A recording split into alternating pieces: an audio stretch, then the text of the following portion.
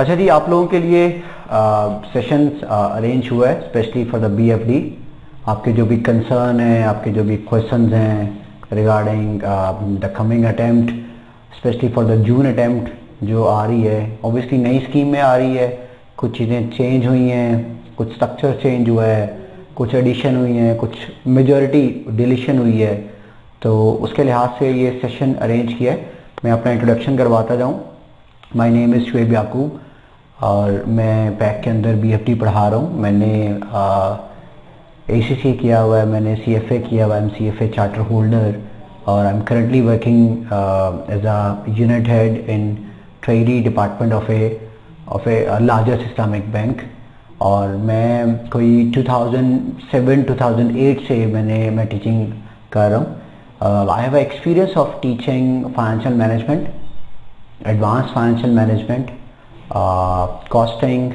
अब एक paper add हो गया एमएफए का, मैनेजरियल एंड फाइनेंशियल एनालिसिस। फिर सीफैप के अंदर हमारा जो पेपर है सीफैप 4 बीएफडी, ये पढ़ा रहा हूँ। और इसके अलावा I am also teaching CFA. तो ये जो एक कुछ स्टूडेंट्स की क्वेरीज थी, बहुत सारे स्टूडेंट्स पूछना चाह रहे थे, बहुत सारे क्वेश्चंस। ज़ाहिर है क्लास के एनवायरनमेंट में शायद आप पूछ ना सकते हो, जो तो क्लास में हमारे साथ अटैच हैं, जो मेरे साथ व्हाट्सएप में अटैच हैं, वो तो कोई भी चीज़ पूछ लेते हैं। लेकिन बाकी स्टूडेंट्स अगर कुछ उनकी कुछ क्वेरीज हैं, कुछ प्रॉब्लम्स हैं, उसके लिए हम लोगों ने ये सेशन आपके लिए रखा है। तो जो भी आपका क्वेश्चन है वो आप लोगों ने टेक्स्ट में शेयर करना है। उससे पहले, आपके क्वेश्चन पूछने से पहले, कुछ जनरल बातें मैं आपसे शेयर कर देता हूँ। जो आपके माइंड में कुछ चीज़ें चल रही हैं वो एडवांस में मैं शेयर करना चाहता हूँ, ताकि बहुत सारे आपके जो क्वेश्चंस हैं उनका ऑलरेडी आंसर हो जाए। लेकिन बिफोर दिस अटेम्प्ट, जिन लोगों ने पहले बीएफडी पढ़ा हुआ है, जिनके पास पुरानी बुक्स हैं बीएफडी की, अच्छा, उसके अंदर हमारा जो बीएफडी का सिलेबस था वो बहुत ज़्यादा था। बीएफडी के सिलेबस में मैथ का एरिया शामिल होता था, ठीक है। मैनेजरियल एंड कॉस्ट वाला जो एक पोर्शन होता था वो शामिल होता था। उसके अंदर डिसीजन मेकिंग था, उसके अंदर वर्किंग कैपिटल मैनेजमेंट था, उसके अंदर बजटिंग थी, उसके अंदर आप लोगों की ट्रांसफर प्राइसिंग थी, ठीक है। और उसके अंदर आप लोगों का स्टैंडर्ड कॉस्टिंग, या हम जिसको वेरियंस एनालिसिस कहते हैं, वो शामिल था। फ्रॉम दिस अटेम्प्ट ऑनवर्ड्स ये सारा कुछ खत्म हो गया। There is no more budgeting, there is no more standard costing, transfer pricing, there is no working capital management, and there is no short term decision making. जो emphasis है वो BFD के पोर्शन के ऊपर उसका इंक्रीज हो गया। अब मेजॉरिटी ऑफ द हिस्सा जो टेस्ट होगा वो इन्वेस्टमेंट अप्रेजल से टेस्ट होगा, मेजॉरिटी ऑफ द हिस्सा आपका बिजनेस वैल्यूएशन से टेस्ट होगा, रिस्क मैनेजमेंट से टेस्ट होगा, और सोर्स ऑफ फाइनेंस से टेस्ट होगा। अगर मैं ग्रेडिंग बताता जाऊं, मतलब चैप्टर्स में क्या क्या शामिल है, हमारे चैप्टर्स के अंदर सबसे पहले इन्वेस्टमेंट अप्रेजल शामिल है, जिसके अंदर सिंपल इन्वेस्टमेंट अप्रेजल है, जिसके अंदर एडवांस इन्वेस्टमेंट अप्रेजल है, जिसके अंदर इंटरनेशनल इन्वेस्टमेंट अप्रेजल है, ठीक है, जिसके अंदर रिस्क एंड अनसर्टेनिटी शामिल है, जिसके अंदर आप लोगों का ये जो स्पेसिफिक कुछ डिसीजंस हैं वो शामिल है। वो सारा एज इट इज हैं जो पहले होता था। फिर कॉस्ट ऑफ कैपिटल शामिल है। कॉस्ट ऑफ कैपिटल के अंदर बॉन्ड यील्ड शामिल है, typical cost of equity, cost of debt, preference shares, उन सब की जो कॉस्ट होती थी, project specific cost of capital, beta की adjustment, systematic risk, unsystematic risk, वो सारी चीज़ें शामिल हैं। पोर्टफोलियो मैनेजमेंट है डिटेल के अंदर, ठीक है। पोर्टफोलियो मैनेजमेंट के अंदर किस तरह से आप लोगों ने दो स्टॉक्स में से एक स्टॉक सेलेक्ट करना है, दो पोर्टफोलियो में से एक पोर्टफोलियो सेलेक्ट करना है based on risk and return relationship. ये स्टिल शामिल है, कोर्स का पार्ट है, और ये टेस्ट हो सकता है, ठीक है। अच्छा, इसके अलावा मैं अभी पिछले दिनों क्लास पढ़ा रहा था तो कुछ स्टूडेंट कह रहे थे कि लीनियर प्रोग्रामिंग पेपर से ख़त्म हो गया है। बिल्कुल नहीं ख़त्म हुआ। Linear programming is the integral part of the paper, still ये कोर्स का पार्ट है। हाँ, कैपिटल रेस्टिंग में टेस्ट होगा और कहीं टेस्ट नहीं होगा, ये बात ध्यान में रखिएगा। बिजनेस वैल्यूएशन की डेप्थ, उसका जो उसकी जो टेस्टिंग का क्राइटेरिया वो बढ़ गया है, वो आप लोगों ने बहुत अच्छे तरीके से तैयार करके जाना है। आप रेडी रहें, एग्जाम में बड़े क्वेश्चन टेस्ट हो सकते हैं। एक पेज की केस स्टडी तो पहले भी आती थी, ठीक है, रिसेंट 1-2 अटेम्प्ट में एक पेज से ज्यादा बड़ी केस स्टडी भी आना शुरू हुई है, तो वो 2-2 पेज की केस स्टडी तुम एक्सपेक्ट कर सकते हो एग्जाम में। You have to remember this. Although उसने कहा है कि 20 से 25% एरिया में टेस्ट करूंगा, लेकिन आप 25 नंबर का अगर क्वेश्चन बना तो वो छोटा क्वेश्चन नहीं बनेगा, वो बड़ा क्वेश्चन बनेगा। फिर रिस्क मैनेजमेंट एग्जाम के अंदर शामिल है, करेंसी रिस्क मैनेजमेंट है, इंटरेस्ट रेट रिस्क मैनेजमेंट है, कमोडिटी रिस्क मैनेजमेंट है। कमोडिटी रिस्क मैनेजमेंट के ऊपर, ऑल्दो कमोडिटी के ऊपर तो नहीं, लेकिन शेयर्स के ऊपर उसने 2 से 3 क्वेश्चन टेस्ट किए हैं, प्रॉब्ली 2 क्वेश्चन है मेनली। शेयर्स के फ्यूचर के ऊपर भी टेस्टिंग हुई है। ऑल्दो सिलेबस में उसने नहीं कहा था ऑप्शंस का, लेकिन उसके ऑप्शंस भी उसने टेस्ट किए हुए हैं एग्जाम के अंदर। ये 2019 की एक अटेम्प्ट के अंदर उसने ये टेस्ट किया हुआ। तो इसके अलावा सोर्स ऑफ फाइनेंस कोर्स का पार्ट है, उसमें से टेस्टिंग कर सकता है। तो कोर्स के अंदर रह क्या गया? इन्वेस्टमेंट अप्रेजल, बिजनेस वैल्यूएशन, आपका cost of capital portfolio management, आपका रिस्क मैनेजमेंट, आपका सोर्स ऑफ फाइनेंस, ये चीजें ये चीजें रह गई हैं उसके अंदर। अच्छा, कैटेगोरिकली उसने लिखा है जो एग्जाम की जो गाइडलाइंस हैं कि 2 चैप्टर उसने और 2 एरिया, चैप्टर तो नहीं कह सकते, 2 एरियाज उसने शामिल किए हैं। क्रेडिट रिस्क मैनेजमेंट है और लिक्विडिटी मैनेजमेंट है। मैं थोड़ा सा बता दूं क्रेडिट रिस्क मैनेजमेंट क्या है।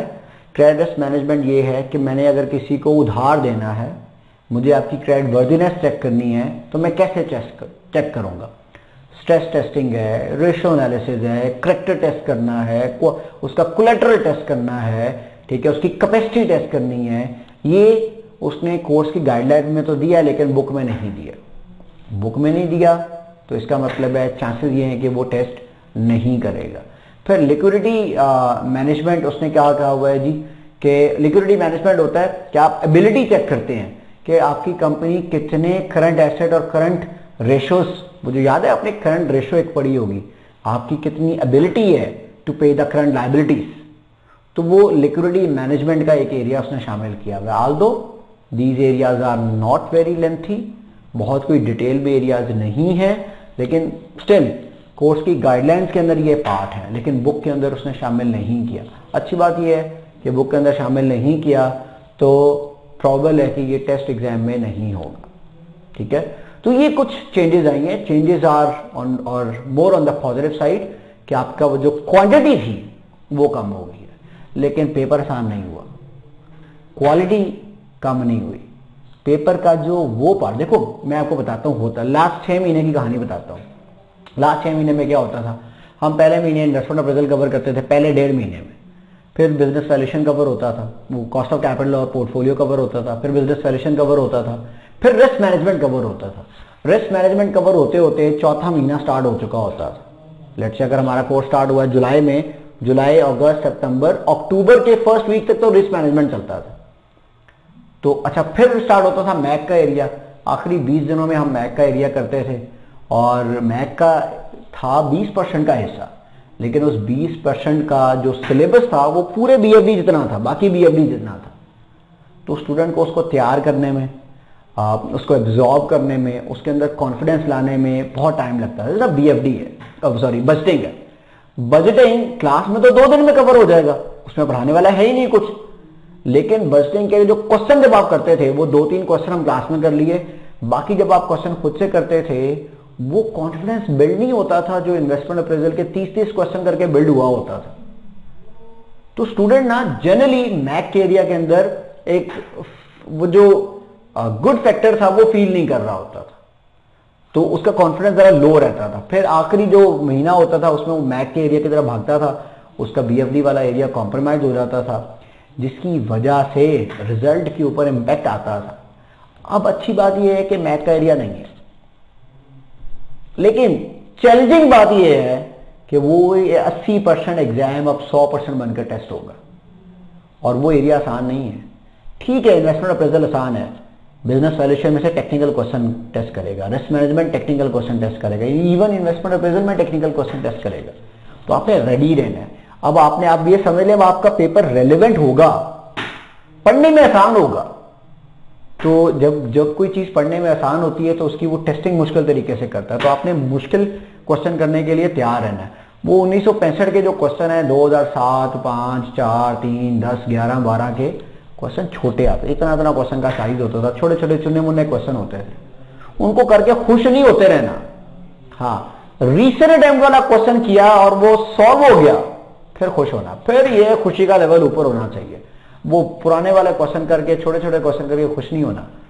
आपके अंदर एक वो होनी चाहिए, एक यू शुड बी ईगर कि मैंने और क्वेश्चन करने, एक दिल में एक वो तड़प होनी चाहिए कि सर बाकी किसी और अकाउंटिंग बॉडीज के लाए हमने वो भी क्वेश्चन करने हैं। जिस तरह बाकी जो अकाउंटिंग बॉडीज हैं उसमें बड़े क्वेश्चन टेस्ट होते हैं, छोटे छोटे क्वेश्चन टेस्ट नहीं होते इस लेवल के ऊपर। तो आपको कहना चाहिए सर वो क्वेश्चन भी हमने करवाएं ताकि हम ज्यादा से ज्यादा प्रैक्टिस कर सकें। क्यों? जितनी क्वालिटेटिव प्रैक्टिस करोगे उतना आपके लिए अच्छा होगा। ठीक है, मैंने क्या किया, मैंने ये जो आपकी बुक है उसके अंदर स्पेशली बिजनेस वैल्यूएशन के अंदर मैंने काफी सारे क्वेश्चन ऐड किए हुए हैं दूसरी अकाउंटिंग बॉडीज के। वो क्वेश्चन ऐड है, आंसर ऐड है, आप वहां, और बड़े अच्छे क्वेश्चन हैं। उन क्वेश्चन को देखकर आपको भी लगेगा यार ये कुछ तो है जो सिमिलैरिटी है, कुछ तो है जो हमारा बीएफडी और दूसरे वाले पेपर के अंदर कुछ तो याराना है ना, कुछ तो है। तो वो उन क्वेश्चन को देखकर आपको अच्छा लगेगा, आप कहेंगे यार मैंने क्वेश्चन ये लाजमी करने।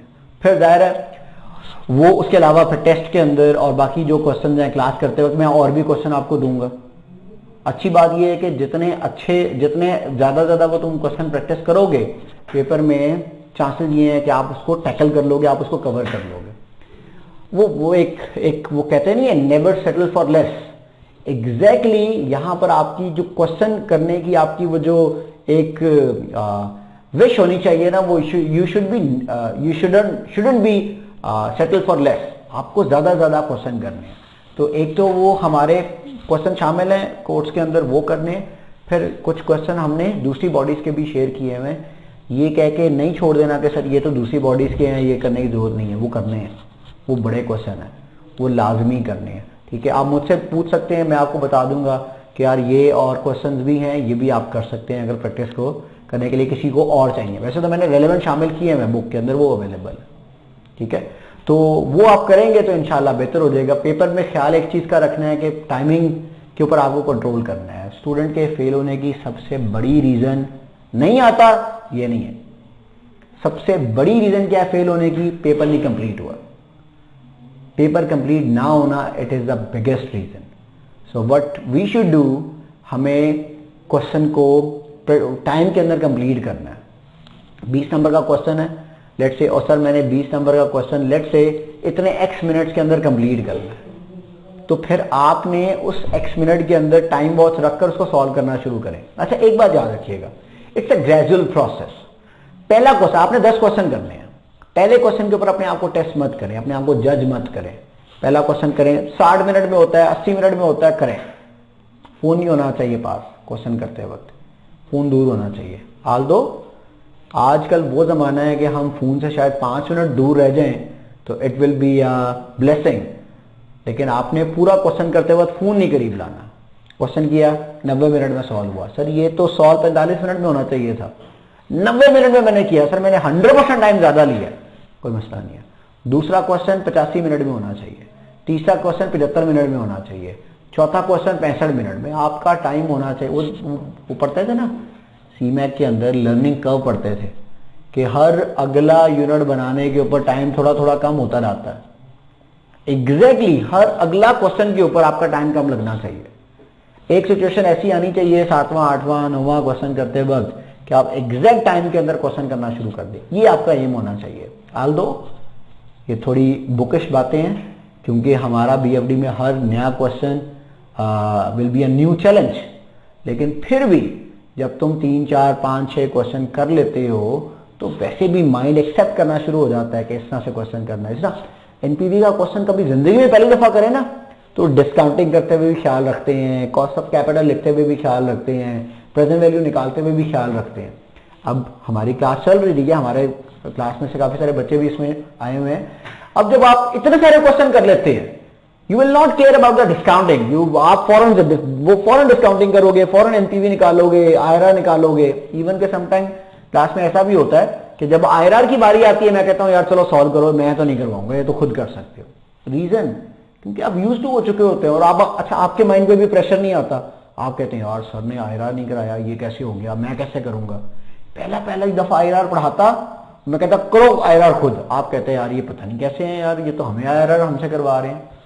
लेकिन जब 5, 6, 7, 8 क्वेश्चन हो गए, आईआरआर, एनपीवी ये निकालना आपके लिए मसला ही नहीं है।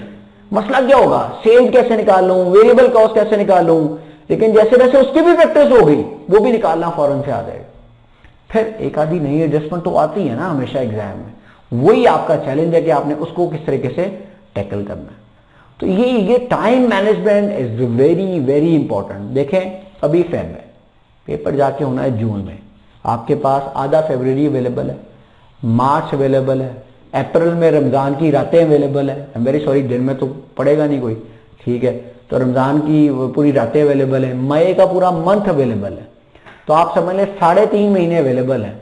आप टाइम मैनेजमेंट की इतनी अच्छी तैयारी कर सकते हैं कि आपकी सोच है। डेली बेसिस पे थोड़ा थोड़ा थोड़ा थोड़ा करके कोई भी क्वेश्चन सॉल्व करें, टाइम लगाकर सॉल्व करें। अपने आपको चैलेंज दें, यार ये मैंने कल इतने मिनट में किया था, आज मैंने 1 मिनट ही सही, 1 मिनट ही सही इंप्रूवमेंट दिखानी है। तो तुम हर रोज 1 मिनट इंप्रूवमेंट दिखाना शुरू हो गए ना, तो कुछ दिनों में ही तुम टाइम के ऊपर क्वेश्चन शुरू कर दोगे करना। मैं ये नहीं कह रहा कि नेगेटिव में चले जाओगे कि क्वेश्चन देखते ही सॉल्व हो जाएगा, वो तो पॉसिबल नहीं है। एक मिनिमम टाइम तो रिक्वायर्ड होता ही है क्वेश्चन का। अच्छा, फिर जब तुम इकट्ठे 2 क्वेश्चन सॉल्व करोगे, इकट्ठे 3 क्वेश्चन सॉल्व करोगे, तो तुम्हें एक और चीज पता चलेगी कि एग्जामिनर कुछ क्वेश्चन को आसान बनाता है, कुछ क्वेश्चन को लेंथी बनाता है। लेंथी वाला क्वेश्चन पहले दे देता है एग्जाम में, तुम्हारा टाइम उसके ऊपर ज्यादा लग गया, तुम्हारा मोरल, तुम्हारा कॉन्फिडेंस डाउन हो गया। लेकिन ये तो देखो, अगला क्वेश्चन आसान है, तुमने जो टाइम यहां जाया किया वो वहां पर तुमने कवर करना है। जिस तरह T20 चल रहा है ना आजकल, ओपनर अगर ज्यादा बॉल्स ले लेता है पार्टनरशिप बिल्ड करने में, तो फिर एंड पे पावर हिटर्स आके मारते हैं, वो कमी पूरी करते हैं, ठीक है। तो यही काम आपने एग्जाम में करना है। अगर आप एक क्वेश्चन के ऊपर आपका ज्यादा टाइम लग गया, आपने अगले क्वेश्चन में जाके कवर करना है, वो अगला क्वेश्चन तेजी से करना है, वो जल्दी करना है। और सबसे इंपॉर्टेंट बात, जो एरिया आपका सबसे स्ट्रांग है उसमें सबसे कम टाइम लगना चाहिए। थोड़ी ह्यूमन साइकी से अगेंस्ट बात कर रहा हूं। जनरली वी बिलीव जो सबसे अच्छा एरिया मुझे आता है, मैं उसको ज्यादा अच्छे तरीके से करूंगा, ज्यादा टाइम लगाऊंगा, ताकि बेहतरीन आंसर नहीं। और भाई अगर तुम्हें सबसे अच्छे तरीके से आता है, उसको सबसे जल्दी करो, उसको उसकी वहीं से टाइम बचाना है। अगर तुमने टाइम कहीं और से बचा लिया तो फायदा क्या हुआ आपका, ठीक है। अच्छा जी, निशान साहब ब्रेक करते हैं, तो बस क्वेश्चन ले लें, अगर क्वेश्चन ज्यादा हुए फिर ब्रेक कर लेते हैं, नहीं तो हम जल्दी वाइंड अप भी कर देंगे। अच्छा जी, फिर कुछ क्वेश्चन आए हैं, मैं आपके क्वेश्चन की तरफ जा रहा हूं जी। Is this session relevant for the first timing studying BFD? Kaleem आप कोई भी क्वेश्चन पूछ लें, सेशन हर लिहाज से आपको सपोर्ट कर सकता है, ठीक है। BFD के लिए CFAP के किसी और पेपर का नॉलेज होना जरूरी है? नहीं, ऐसा नॉलेज होना जरूरी तो नहीं है, लेकिन जनरल नॉलेज होना जरूरी है कि बैलेंस शीट क्या होती है, इनकम स्टेटमेंट क्या होती है, टैक्स कैसे लगाते हैं, वो मेरे ख्याल में आपके पास मोर देन इनफ है, वो उसका तो मसला ही नहीं है कोई। अच्छा जी, असद अली कहते हैं जी, how many question do you expect in exam of CFAP and will ICAP model paper will be available? Asad देखो, 4-5 क्वेश्चन तो पहले भी आते थे, टू बी ऑनेस्ट 5 क्वेश्चन आते थे। एक क्वेश्चन इन्वेस्टमेंट अप्रेजल में से, एक इन्वेस्टमेंट अप्रेजल के किसी लिंक एरिया से, कॉस्ट ऑफ कैपिटल से या पोर्टफोलियो से। तो 2 क्वेश्चन तो आप इन्वेस्टमेंट अप्रेजल के समझ लें, एक क्वेश्चन बिजनेस वैल्यूएशन का, एक क्वेश्चन रिस्क मैनेजमेंट का, 4 क्वेश्चन थे, ठीक है ये। और 5वां क्वेश्चन मैक्स से आता था, तो आप समझ लें 5 क्वेश्चन अभी भी आ सकते हैं। अगर 5 क्वेश्चन नहीं आए, 4 आए, तो वो क्वेश्चन क्या कर देगा, थोड़ा बड़ा कर देगा और बाकी में से उसकी टेस्टिंग हो जाएगी, ठीक है। तो हम कह सकते हैं कि 4 से 5 क्वेश्चन अभी भी एग्जाम में आ सकते हैं। अच्छा जी, इन्होंने एक और क्वेश्चन पूछा है जी, from where we can prepare the big questions? देखो, मैंने पैक की बुक में बड़े क्वेश्चन शामिल तो किए हैं अदर अकाउंटिंग बॉडीज के, लेकिन मजबूरी ये है कि वो जो बुक होती है वो हमें ICAP से रेलेवेंट रखनी होती है, तो इसमें ICAP के क्वेश्चन ज्यादा शामिल है। तो आप मुझसे कॉन्टेक्ट कर सकते हैं, मैं आपको हर एरिया के बड़े क्वेश्चन दे दूंगा कि कौन कौन से करने हैं। और इवन मैं मेरा एक YouTube चैनल है, उसके ऊपर वो क्वेश्चन के सोल्यूशन भी अवेलेबल होंगे। मतलब आपको कोई वो नहीं होगी कि जरूरत के सर मैं कहाँ से इसके आंसर तैयार करूँ, या आंसर तो है मेरे पास लेकिन मुझे समझ नहीं आ रहे। Majority of the questions are already discussed and available on the YouTube. अच्छा जी, उसके अलावा जी उजैर साहब ने पूछा sir I am attending previous session recorded lecture, is it okay? Uzair तुमने तो मतलब अजीब सा क्वेश्चन पूछ दिया, मतलब हम इसका क्या आंसर दूं। देखो शायद बोलने का वो डिफरेंट होगा, तरीका डिफरेंट होगा, शायद एक क्लास में कुछ ज्यादा कवर हो रहा होगा। अगर जाहिर है आप मुझसे ही पढ़ रहे हो पिछली क्लास में, तो वो कहते हैं ना कि रिपीटर के लिए सबसे मुश्किल क्या होता है कि जब रिपीटर आपकी क्लास में आता है तो टीचर के लिए मुश्किल ये होता है कि टीचर नए जोक्स कैसे बनाए। टीचर के तो वही पके पकाए जोक्स होते हैं। तो अगर पुराने लेक्चर ले रहे हैं तो याद रखिएगा वो चल सकते हैं, लेकिन आप सबसे बड़ा मसला ये कि अगर कोई एडिशन में एक चीज करवाता हूं, कोई एडिशनल क्वेश्चन कराता हूं, कोई न्यू क्वेश्चन कराता हूं, वो आप उसके लिए लिंक नहीं होंगे, ये एक मसला आ सकता है। ठीक है, अब शायद इन्वेस्टमेंट अप्रेजल में तो मसला ना आए, एक बात कर रहा हूं शुरू वाले एनपीवी डिस्काउंटिंग सिंपल क्वेश्चन जहां सॉल्व हो रहे हैं मसला ना आए, लेकिन जहां पर लिंकेज होएगी once the model paper is available तो हमें ज्यादा बेहतर आइडिया होगा। ठीक है, तो मैं अगर नई चीजें करवाऊंगा तो फिर आप वहां पर आपके पास वो नहीं होगा ना, आपके पास तो पुराने लेक्चर्स होंगे। तो ये देख लीजिएगा, ये चीज एक है। तो अगर वैसे ही आपके पास वो एक्सेस है, वो जो क्या कहते हैं पैक का, वो जो एक क्या कहते हैं वो एक कोर्स का पार्ट होते हैं ना, वो तो नहीं, एक पैकेज का, सॉरी पैकेज अगर है तो आप नए वाले लेक्चर ले लेना। ठीक है, वो ज्यादा बेहतर होगा। अच्छा जी, what additional things we should study जिन्होंने क्लास ली हुई है इन लास्ट सेशन। साद अगर आपने लास्ट सेशन में सारी क्लासेस ली हुई हैं, उजैर वाली बात ही है कि अगर मैं कोई नई चीज कराता हूं वो आप उसके लिए अपडेटेड नहीं होंगे। देखो दो बातें हैं, अगर तो आपने पैकेज लिया हुआ है फिर तो आप नए वाले के अंदर एनरोल हो जाएं, आपको कोई ऐसा वो भी मसला भी नहीं होगा। ठीक है, अगर आप नहीं लेना चाहते, देखिए मैं बीइंग योर मेंटोर मैं एक बात आपको साफ साफ करना चाहता हूं, अगर आप नहीं लेना चाहते, आप कहते हैं सर मैंने पुराने वाले के मुताबिक नोट्स बनाए हुए हैं, हर चीज तैयार की हुई है, ठीक है, मुझे पता है आपने वहां पर क्या क्या कब बोला था और कैसे बोला था और क्या क्या कवर किया हुआ है, तो फिर आप मुझसे वैसे ही रब्ता कर लेना। ठीक है, कि सर ये चीजें अब नहीं अवेलेबल होगी, आप बताएं हम किस तरह कवर करें। वो मैं आपको बता दूंगा कि अब आपको नया एडमिशन लेने की जरूरत है या नहीं है, ये हो सकता है। अच्छा जी, उजैर ने पूछा है जी न्यू एडिशन अवेलेबल है। जी उजैर, नया एडिशन अवेलेबल है, बिल्कुल अवेलेबल है। I have studied in the last time, should I repeat the class again और सेल्फ प्रिपरेशन। फिजान मैं क्वेश्चन का आंसर दे दिया है, इसके अलावा दोबारा भी हो तो आप नीचे लिख सकते हैं। पीएफडी की पैक की न्यू बुक लेनी चाहिए और पिछला एडिशन सफिशेंट है। नई बुक में कुछ चीजें हमने ठीक की हैं, कुछ नए पेपर ऐड क्वेश्चन ऐड किए हैं, कुछ उनकी फाइन ट्यूनिंग की है, कुछ मैंने चीज़ें उसके अंदर चेंज की हैं, कुछ गलतियां उसमें ठीक की हैं, और वो जो बैकग्राउंड नॉलेज था जिस चैप्टर में रिक्वायर्ड था उस चैप्टर के अंदर डाला है, ये कुछ एडिशनल चीज़ें। अच्छा, शिवांग का क्वेश्चन भी यही है जी। मोहसिन का क्वेश्चन है pack last edition be relevant, will you be sharing supplement for additional topics so that we don't have to purchase new book. Supplement ज़रूर मैं इशू कर दूंगा। सप्लीमेंट न्यू बुक के लिए होगा, पुरानी बुक के लिए नहीं होगा। Once the model paper will be available, और अगर उसने कोई चीज़ें अपडेट कर दी तो ठीक है। क्योंकि मैं आपको एक बात बताऊं, उसने क्या किया है, ये जो आपको पता है ना, ये कैफ के अंदर भी एक पेपर ऐड हुआ है, कैफ के अंदर भी कुछ चीज़ें चेंज हुई हैं। तो कैफ के अंदर वो उसने बुक एक दफ़ा अपडेट कर दी, उसने दोबारा भी फिर अपडेट की, उसने दोबारा भी अपडेट की नए क्वेश्चन डाल के, थोड़ा सा मटेरियल चेंज करके। तो अगर कुछ चेंज आया तो जाहिर है हम उसको चेंज करेंगे, हम आपको टाइमली गाइड करेंगे। बट मेरा ये क्वेश्चन ये है कि जो तो स्टूडेंट मुझसे पढ़ रहे होंगे उनको तो मैं क्लास में करवा दूंगा सारा। जो नहीं पढ़ रहे, जो लास्ट लेक्चर के ऊपर रिलाई कर रहे हैं, या तो वो एडमिशन ले लें या फिर वो इन टच रहे, वो देख लीजिएगा आपने किस तरह से करना है जी। अच्छा जी, when will ICAP model paper will be available. असल में आपको अपडेट कर देता हूँ, अभी कोई खैर खबर नहीं है। नए वाले में एनरोल होने से टाइम ज़ाया नहीं होगा। मतलब टाइम कैसे ज़ाया होगा यार, वही टीचर है, वही सारा कुछ है, टाइम कैसे ज़ाया होगा। अगर नए वाले में एनरोल होकर नई चीज़ सीखने को मिलेगी तो टाइम ज़ाया तो नहीं ना होगा। उजैर का क्वेश्चन है सर कोर्स में न्यू एडिशन तो नहीं हुई, ओनली जी मेजॉरिटी डिलीशन हुई है, जो एडिशन हुई है उसने बुक में शामिल नहीं की। जी अजमल आपने सही कहा, ये मैंने अभी बताया है कि कौन कौन सा चैप्टर ऐड हुआ है, लेकिन टॉपिक्स ऐड हुए हैं, लेकिन वो बुक में नहीं शामिल।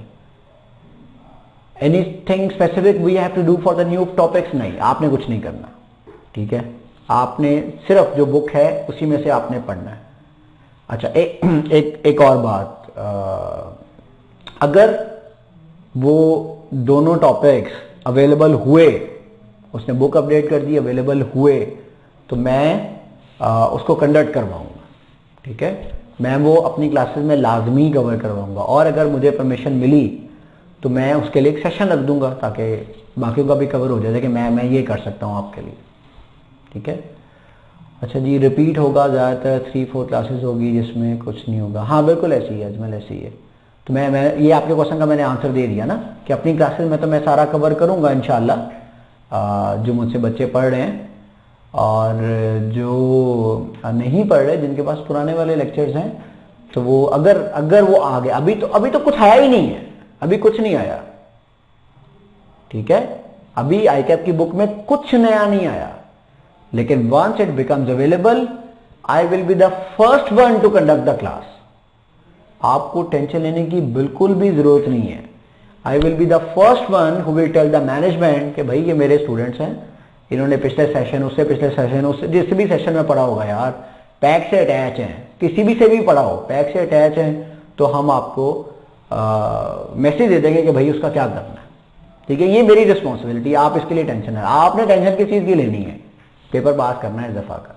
आपकी टेंशन ये होनी चाहिए, आपकी टेंशन ये नहीं होनी चाहिए वो नए टॉपिक का क्या करना है। नया टॉपिक की इंफॉर्मेशन देना मेरा काम होगा आपको, आप परेशान ना हो। शॉर्ट टर्म डिसीजन मेकिंग खत्म हो गया, नहीं है कोर्स में अब, ठीक है जी। Any other question?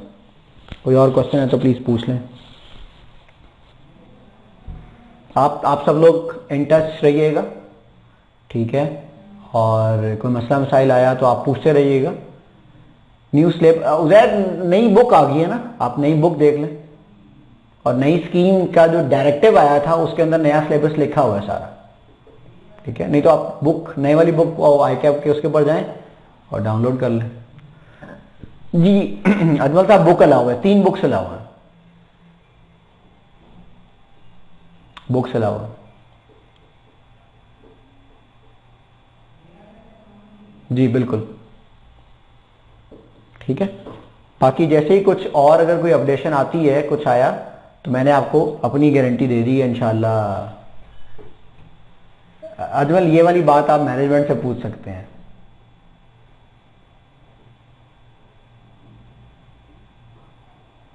आपको पता ना आज 15 तारीख है और शाम को पेट्रोल भी महंगा हो जाना है। उसके बाद आप देख लेना क्या करना है, ठीक है जी। Any other question guys? Asal ने पूछा ji BFD question will be like MSA 2? नहीं, बिल्कुल भी नहीं है, एमएसए 2 जैसे क्वेश्चन नहीं होंगे, थोड़े से लेंथी होंगे, ठीक है, वो आपने रिसेंट एंड में देख भी लिया है, लेकिन एमएसए जैसे एमएसए, फिर एमएसए का पर्पज क्या हुआ भाई? पैक वाली बुक अलाउड है, बिल्कुल अलाउड है। Can we keep personal notes binded? Naveed, अगर if you able to get those notes in the examination hall तो ठीक है, तुम्हारी वो है किस्मत है, बाहर से गत्ता लगा लेना बुक वाला, अंदर पर्सनल नोट्स रख लेना, अगर पकड़े ना गए तो ठीक है, लेकिन मैं रिकमेंड नहीं करूंगा क्योंकि अलाउ नहीं है, ठीक है, अलाउ नहीं है। तो ऐसे क्या पर्सनल नोट्स आपने, ओ भाई बुक ट्रैप है, बुक धोखा है कि बुक लेके जाना, बुक लेके गए, बुक खोले के चक्रों में पड़ गए, फंस जाओगे। ये बुक के चक्रों में मत पड़े, याद करें। यहां से छोटा सा चुना मुना सा कोर्स है, आधा उसने सिलेबस खत्म कर दिया है, फिर भी आप कहते हैं कि सर मुझसे रिटेन नहीं होता, तो कैसे पॉसिबल? ये अकाउंटिंग का कोर्स तो है नहीं, इट्स नॉट लाइक अकाउंटिंग कि आपको इतने स्टैंडर्ड याद करने पड़ेंगे, इट्स नॉट लाइक लॉ आपको इतने वो रेफरेंस याद करने पड़ेंगे। वो भाई आसान है, और कॉन्सेप्चुअल चीजें हैं सारी, कॉन्सेप्चुअल, आपको तो मसला ही नहीं होना चाहिए। मैं तो कहूंगा एक किताब ले जाने की भी जरूरत नहीं होनी चाहिए, चले एक हौसले के लिए, ऐसी दिल को तसल्ली देने के लिए एक किताब ले जाना, वरना तो वो भी जरूरत नहीं होनी चाहिए। वो 5 तो चैप्टर रह गए हैं, investment appraisal, cost of capital portfolio, risk management, business valuation, source of finance, और सारे कॉन्सेप्चुअल है। किसी में कोई रेफरेंस नहीं लिखना, किसी ने कोई टेक्स्ट कोई एक्ट नहीं लिखना, तो फिर मोटिवेशन की कमी आएगी। मुझसे रब्ता करते रहना, मोटिवेट कर देंगे आपको। थ्योरी के लिए बुक यूज करनी चाहिए या याद करनी चाहिए? थ्योरी आपने बुक से पढ़नी है। थ्योरी कॉन्सेप्चुअल टेस्ट होनी है, रटी रटाई टेस्ट नहीं होनी है, मैं गारंटी दे रहा हूं। वो ये नहीं पूछेगा what are the advantage of IRR, ये नहीं पूछेगा। वो सिनेरियो से लिंक चीजें पूछेगा। तो थ्योरी पास पेपर के आंसर पढ़ने हैं और बुक पढ़नी है, जो हमारी बुक है वो पढ़नी है आपने। पैक की बुक में है सारा कुछ थ्योरी से, जितनी थ्योरी पॉसिबल टेस्ट हो सकती है सारी मैंने बुक में डाली हुई है। सिलेबस कब तक खत्म हो जाएगा? सिलेबस अप्रैल में खत्म होगा इंशाल्लाह। सर पासिंग चांसेस इंक्रीज हुए हैं, डिक्रीज? पासिंग चांसेस इंक्रीज हुए हैं भाई। अब तैयारी करना आसान हो गई है, पढ़ना आसान हो गया है। अब जिस चीजों में स्टूडेंट स्ट्रांग होते थे वही चीजें टेस्ट होंगी। यार मैं आपको बताता हूँ, पूरा पिछले 6 महीने में स्टूडेंट सबसे ज्यादा बेचारा वीक होता था मैथ वाले एरिया में। क्यों? टाइम ही नहीं होता था वो तैयार करने के लिए, वो खत्म हो गया। आप स्ट्रांग किस में हैं? रिस्क मैनेजमेंट में। स्ट्रांग किस में है? इन्वेस्टमेंट अप्रेजल में, कॉस्ट ऑफ कैपिटल के अंदर। वही चीजें टेस्ट होनी है, तो अब पेपर पास करना आसान हो गया। अजमल साहब कह रहे हैं सर बस आप रिप्लाई करते रहें, आपको बहुत तंग करना है आने वाले दिनों में।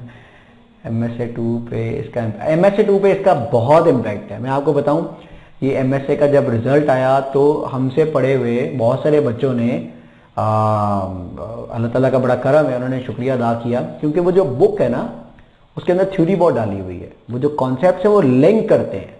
वो MSA 2 में इसकी हेल्प मिलेगी आपको, ये गारंटी है हेल्प मिलेगी। आप बाद में माने या ना माने, लेकिन मेरी गारंटी है कि आपको हेल्प जरूर मिलेगी। ठीक है। पैक, अच्छा अमार साहब ने बड़ा अच्छा क्वेश्चन पूछा, सर पैक बुक में बहुत थ्योरी है, सारी याद करनी पड़ेगी? अमार थ्योरी याद नहीं करनी होती यार। तुम CA कर रहे हो, अब तुम सीनियर हो गए हो, अब तुम्हें थ्योरी पढ़कर सिर्फ कॉन्सेप्ट लेना है, लिखना अपने वर्डिंग में ही है। याद कहाँ होती है यार? बस एक ही किताब दुनिया में याद हो सकती है, वो कुरान पाक है। बाकी कोई किताब नहीं याद हो सकती। बाकी सब आपने कॉन्टेक्स्ट बना के लिखना है। यार उस बुक के अंदर मैंने ये थ्योरी पढ़ी थी, ठीक है, अब उसके अकॉर्डिंग इस सिनेरियो पे अप्लाई करके ये आंसर लिखना है। ठीक है। और थ्योरी का रट्टा नहीं लगाना। और थ्योरी बुक की कॉपी, ये नहीं आप एग्जाम में खोल लें और बुक से छाप के लिख दें।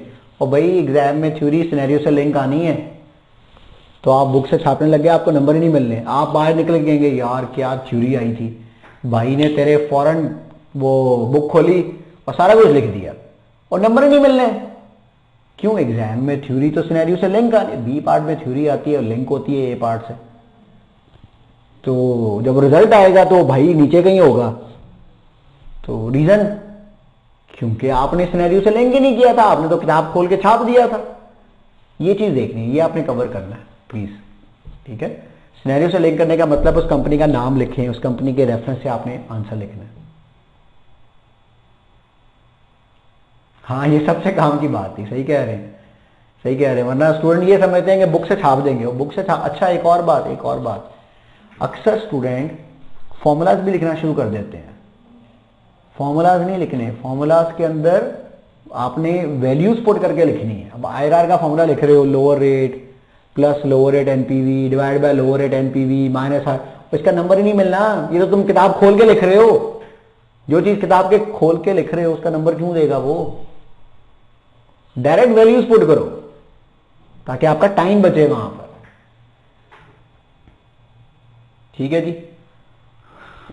कोई और क्वेश्चन है तो प्लीज बता दें।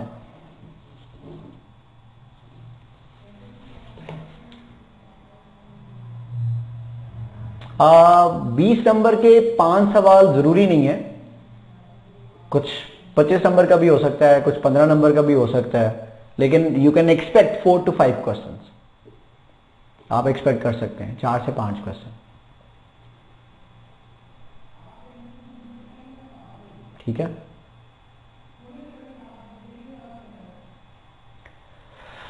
चलें जी गाइस, अपना ख्याल रखिएगा। Thank you so much for joining in. ठीक है, नमाज पढ़ें जाके। आज क्लास, वजह वही, आज क्लास क्यों नहीं होगी, क्लास होनी है। क्लास के लिए तो मैं जल्दी ये छोड़ रहा हूँ। नमाज पढ़ें और वापस आके क्लास ज्वाइन करें 6:30 बजे, 6:30। Thank you so much, take care, अल्लाह हाफिज।